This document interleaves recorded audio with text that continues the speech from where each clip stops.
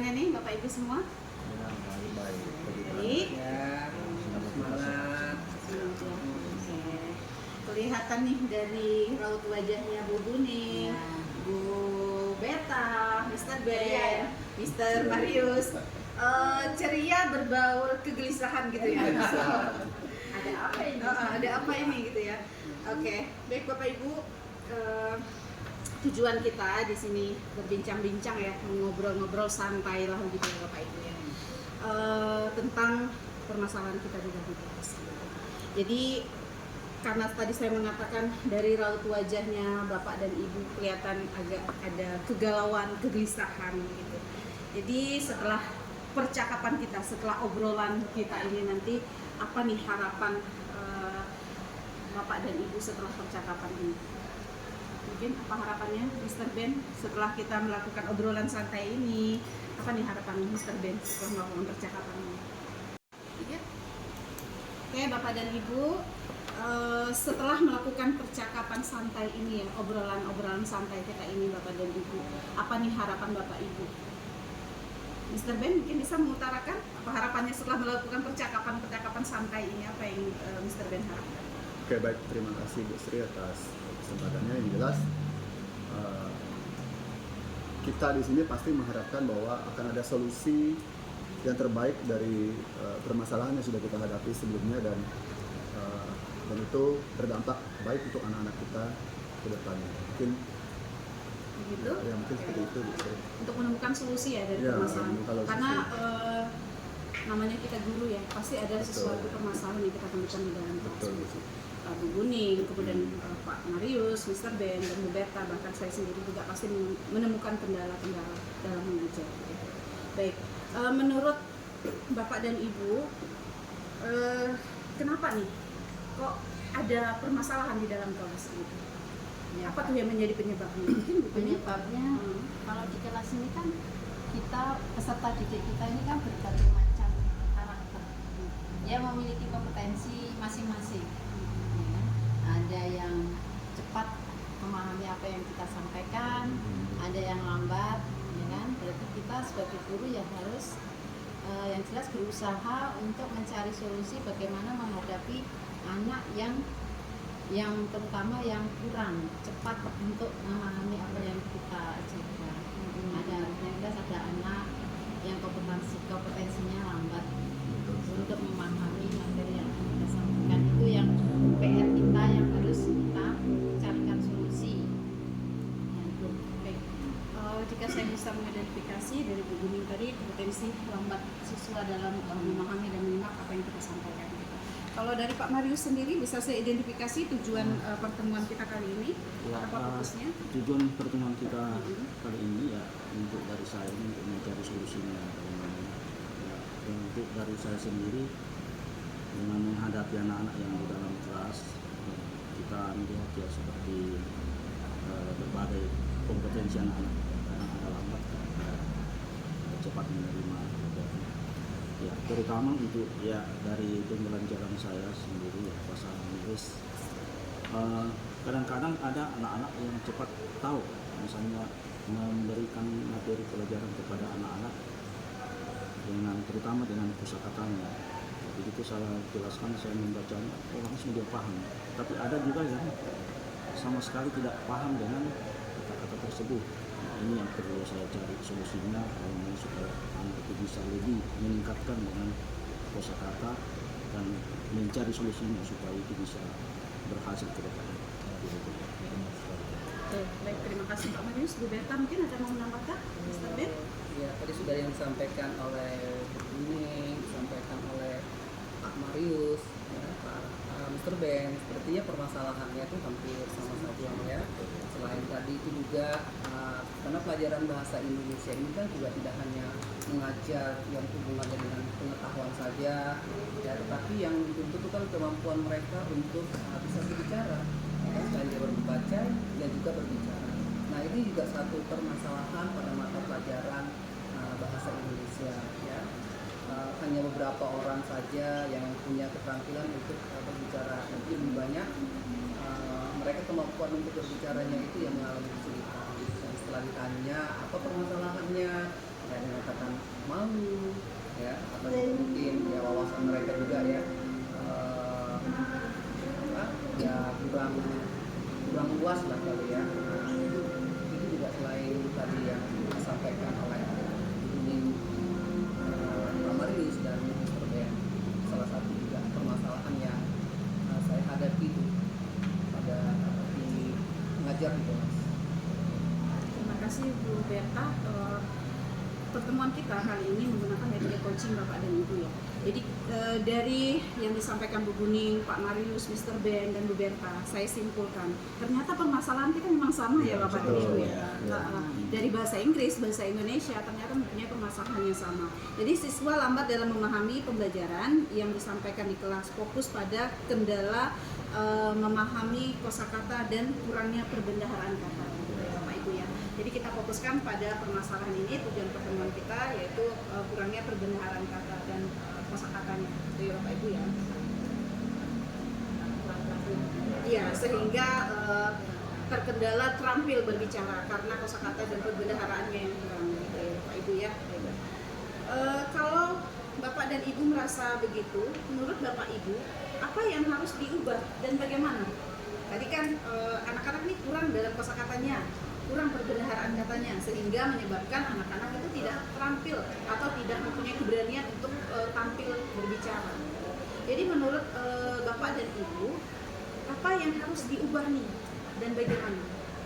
Ya, menurut saya solusinya yang pernah saya coba untuk ke anak yang kurang terampil berbicara, pertama awalnya saya suruh sering, maksudnya diberi tugas untuk sering membaca dengan bacaan yang ringan. Contohnya cerpen, bacaan yang ringan. Anak-anak kan suka baca cerpen. Nah nanti kalau sudah sering, terus kemudian disuruh setelah membaca, disuruh mengungkapkan dengan bahasanya sendiri secara sederhana. Nah itu untuk terampil berbicaranya. Jadi nanti dengan sering memberikan tugas dia untuk membaca bacaan ringan, kemudian mengungkapkan dengan mengungkapkan dengan cara berbicara tadi, mengungkapkan dengan bahasanya sendiri, sehingga kalau secara kontinu maka anak itu akan sekaligus terampil berbicara, karena dengan banyak membaca, banyak menyimak, kemudian dengan banyak membaca akhirnya akan terampil berbicara sehingga akan pandai menulis. Mungkin dari Mr. Jadi saya bisa menambahkan ya, selain yang tadi disampaikan oleh Bu Uni, ya, mungkin tadi kita bisa menerapkan sebelum belajar membaca 15 menit itu kan ada. Nah salah satunya juga saya melakukannya itu mereka disuruh bercerita tentang pengalaman kehidupan sehari-hari saja, ya dari yang ringan-ringan ya.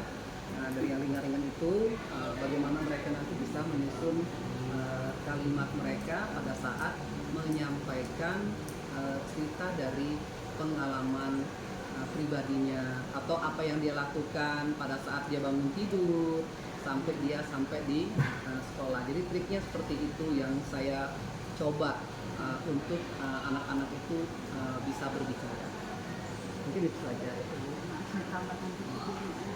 Jadi khususnya yang kita perhatikan itu adalah anak yang tadi kurang terampil. Ya, Kurang terampil, kalau anak yang sudah terampil kan lanjut dengan materi berikutnya. Khusus yang kita penanganan untuk anak yang kurang terampil. Baik, terima kasih Bu Kuning, Bu Berta. Bagaimana Pak Marius dan Mr. Ben? Ada yang mau menambahkan trik? Oke, baik, terima kasih Bu Sri. Kalau dari saya pribadi, saya sebagai guru bahasa Inggris tidak bisa kita pungkiri bahwa kesulitan dalam berbicara itu bisa dikatakan double gitu ya, karena di satu sisi dia harus punya perbendaharaan kata yang banyak, karena memang bahasa itu kuncinya kosakatanya harus banyak. Kedua, seperti yang kita tahu lagi, pengucapannya juga sangat beda tulisan, kebanyakan itu beda cara bacanya. Jadi itu yang saya katakan lagi, mungkin kesulitannya bisa dikatakan 2 kali lipat. Nah, jadi untuk mengatasi itu, saya di kelas itu ada beberapa hal yang saya lakukan, di antaranya eh, saya memberikan instruksi singkat contoh. Misalnya gini, ketika ada anak terlambat, saya minta mereka untuk izin itu wajib berbahasa Inggris. Misal contohnya, excuse me sir, can I join your class please? Ya, itu ya dengan melakukan itu berulang-ulang, anak-anak kan akan terlatih pelafalannya untuk mengucapkan kata-kata bahasa Inggris meskipun itu hanya sudah kata-katanya sederhana saja. Nah, untuk kosakatanya sendiri saya lakukan selama ini, saya memang mungkin caranya klasik ya, jadi suruh anak-anak menghafal. Cuman targetnya juga tidak banyak. Satu hari itu saya suruh menghafal 3 kosakata saja per hari, itu sudah cukup. Dan nanti setiap minggunya akan diadakan evaluasi, yaitu dengan cara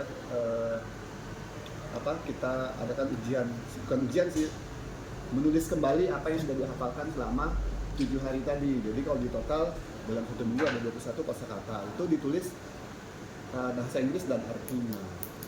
Lalu cara berikutnya saya lakukan itu untuk menambah kosakatanya itu adalah saya biasanya meminta anak untuk membuat di Canva satu kata yang berhubungan dengan jurusan masing-masing. Misalnya kuliner.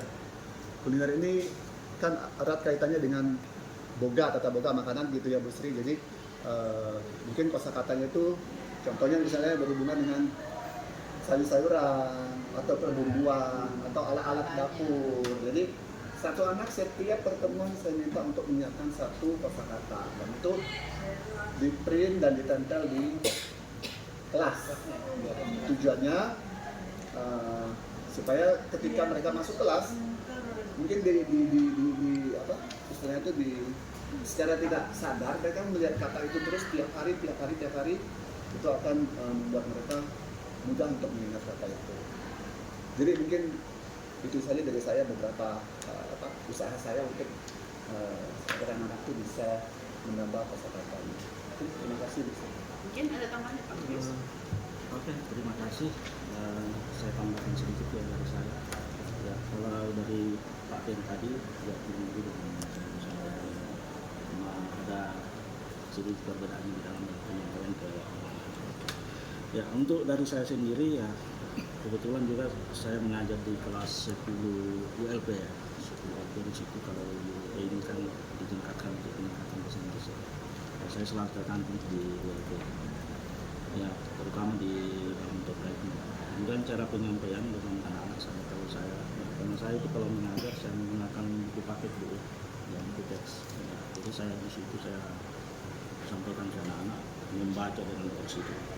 Nah, di situ kalau saya lihat anak-anak yang kurang mampu, jadi saya terus sampaikan ini tolong dibaca supaya bisa tuh kamu tahu cara bacanya, kemudian artinya atau kosakatanya.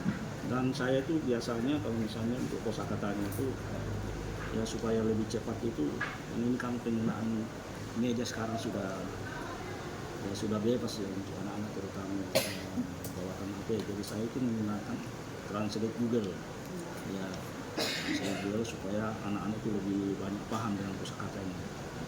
Jadi anak-anak yang memang tidak mampu ya, karena cara saya biasa itu menyuruh anak itu untuk membaca dulu, karena bahasa Inggris ini ya kita sendiri tahu ya, lain tulisannya lain bacanya ya, Harus diucapkan ya, gitu. harus diucapkan. Betul. Itu saya selalu sampaikan.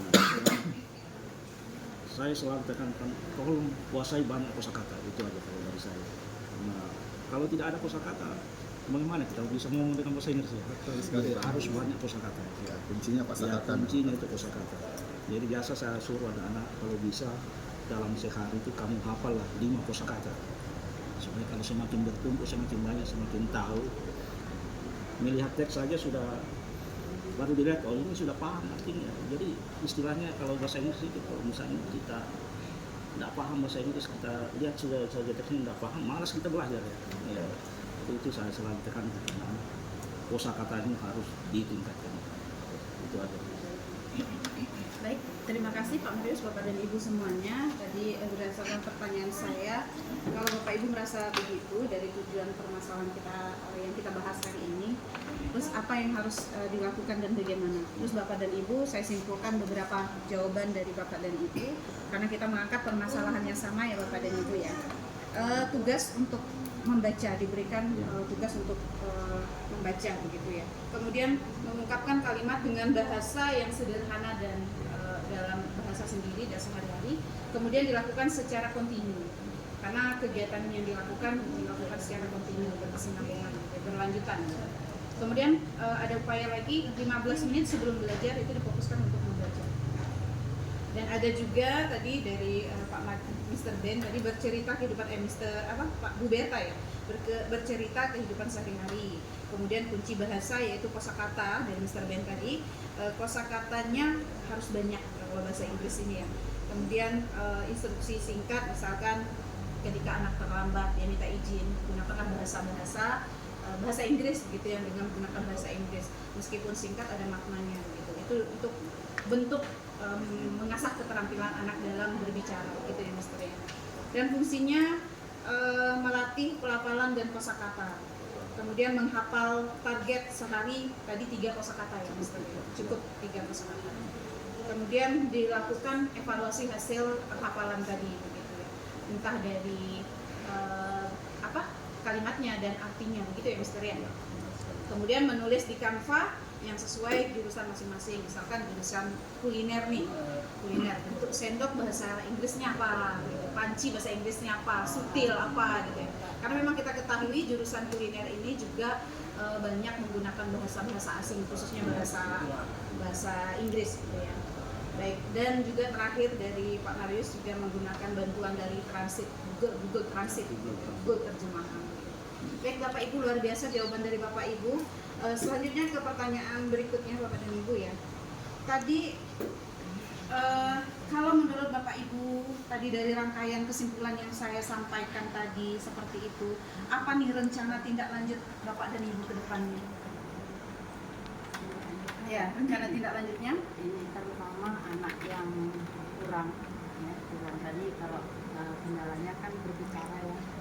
Nah, tindak lanjutnya kita akan memberikan khusus anak yang kurang atau yang lemah dalam tadi berbicara, kita beri dengan kita berikan tugas yang seperti saya sampaikan tadi secara dengan kesabaran dan khusus kepada anak yang kurang tadi, khusus dengan yang kurang terampil berbicara maksudnya. Oke. Ada tambahan Ibu Berta? Ya, terima kasih. Itu juga yang disampaikan oleh Ibu ini karena memang karakter anak atau model cara belajar mereka kan memang berbeda-beda ya kan, ada yang cepat yang berdiferensiasi tadi itu ya kan.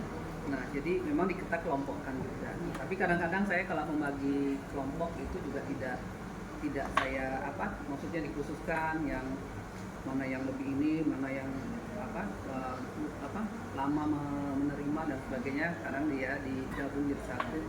Tujuannya kan saling untuk mengajari lah paling. Nah, tapi pada saat mereka mengerjakan tugas, jadi tugas itu diberikan tanggung jawab masing-masing nih. Jadi tidak ada satu yang mengerjakan, yang lain menunggu.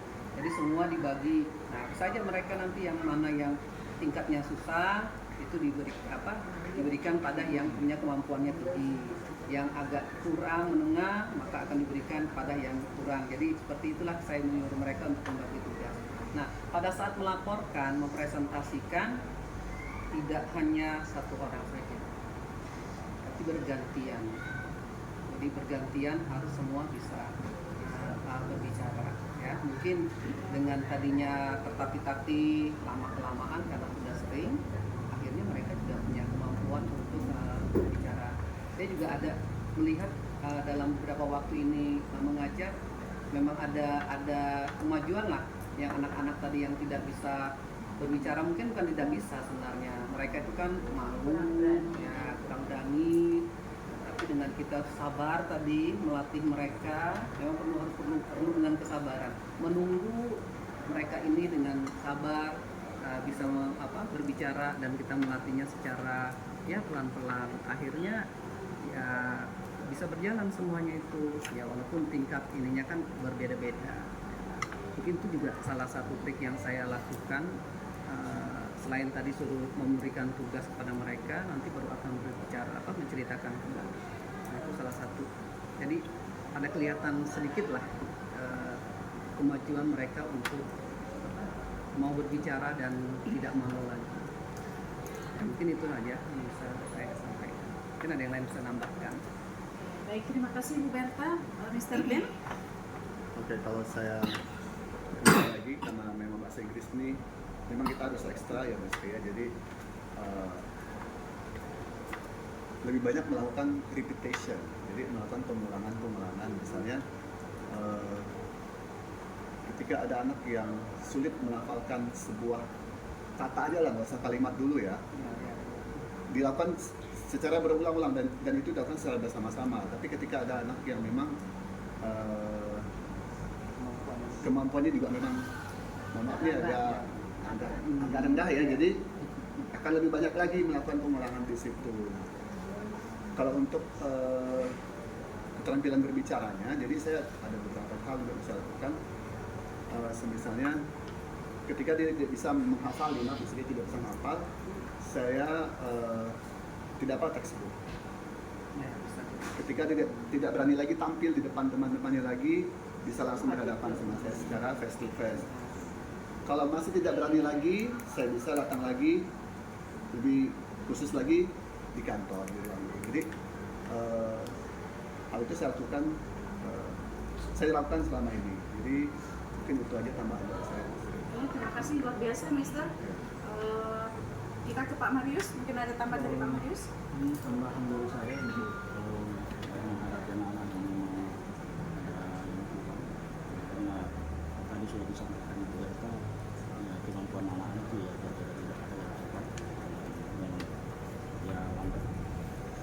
Ya, untuk dari saya kalau untuk pelajaran bahasa Inggris misalnya menghadapi anak-anak yang terutama dalam kosakata dan cara membaca, selalu saya memberikan teks dibaca hanya sampai bisa ya, sampai bisa. Jadi kalau misalkan memang tidak bisa, ya ini menjadi PR kami ya, pertemuan depan kita selesaikan ya. Jadi tolong diingatkan dan saya akan kembali membuka kamu berusaha mengulang membaca apa yang kami atau ya itu yang selalu saya tekankan untuk anak-anak yang kurang mampu ya, dengan ya bahasa Inggris ya, cara membacanya, kemudian kosakata yang mereka nggak tahu. Nah, terus dari saya juga biasa kadang-kadang saya mengirim YouTube ya, ada YouTube yang saya sampaikan ke anak cara membaca waktu Link, dengan bahasa ya? Inggris ya, link ya. Saya cari di YouTube itu di YouTube, kalau saya dapat ya saya suruh langsung ke anak didengar ya. Itu cara mengatasi kalau dari saya. Baik, luar biasa Pak Marius. Terus, ini ya jawaban dari Pak Marius. Jadi saya simpulkan tadi fokus kepada anak yang kurang terampil berbicara, kemudian bentuk kebiasaan yang kontinu, kemudian memberikan penugasan dan mencerita kembali isinya apa, kemudian lebih sering melakukan pengulangan, open text, face to face tadi ya Mister ya, kemudian juga mengirim link YouTube, itu cara membaca dan hafalnya. Ini khusus bahasa Inggris. Baik, Bapak dan Ibu, dari rangkaian jawaban tadi, kira-kira Bapak dan Ibu ketika melakukan aksi-aksi itu tadi, siapa kira-kira yang bisa Bapak Ibu libatkan dalam kegiatan? Misalkan di dalam kelas, siapa kira-kira yang bisa Bapak dan Ibu libatkan sebagai ini media Bapak dan Ibu untuk membantu Bapak dan Ibu mensukseskan pembelajaran tersebut? Apakah ada atau tidak, atau hanya dilakukan diri sendiri saja? Apakah perlu kolaborasi di antara Bapak dan Ibu? Kalau pengalaman dari saya, misalnya nih ada tugas infografik, ada anak-anak yang belum bisa infografik itu kan biasanya dibuat di Canva ya. Infografik kelas 10 itu kan materinya teks laporan hasil observasi. Nah teks laporan hasil observasi itu dibuat dalam bentuk infografik. Nah, jadi infografik itu sesuai dengan struktur teks laporan hasil observasi. Nah, di dalam kelas tuh ada yang tidak bisa membuat Canva, membuat infografik di Canva. Nah, itu sebelumnya saya memilih anak-anak yang bisa untuk saling membantu, yang bisa membantu temannya. Itu kalau yang infografik pengalaman ini yang pernah saya lakukan. Nah, nanti kalau pasti di kelas tuh pasti ada. Nah, banyak sih anak, cuma sebagian nanti yang enggak, dan ada yang tidak bisa saya tanya, masing-masing saya tanya siapa yang tidak bisa, baru saya minta bantuan si A. Itu yang selama ini saya lakukan.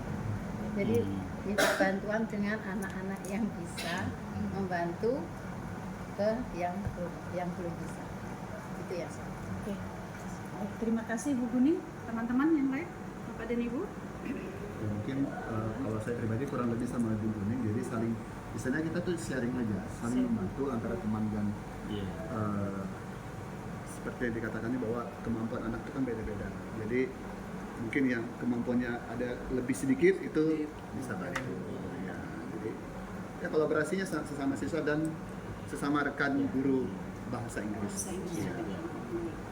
Mungkin sepakat atas jawaban Ya, itu ya Bapak dan Ibu ya. Karena sama aja. Oke, berarti yang bisa kita libatkan untuk membantu proses pembelajaran kita di kelas ini tutorial sebaya, gitu ya Bapak dan Ibu ya. Tutorial sebaya bisa disampaikan kepada temannya yang mempunyai kemampuan yang lebih di antara teman-teman yang lain. Dan juga tentunya kolaborasi antara sesama guru, bisa kita saling sharing bagaimana nih pembelajaran seperti ini, begitu ya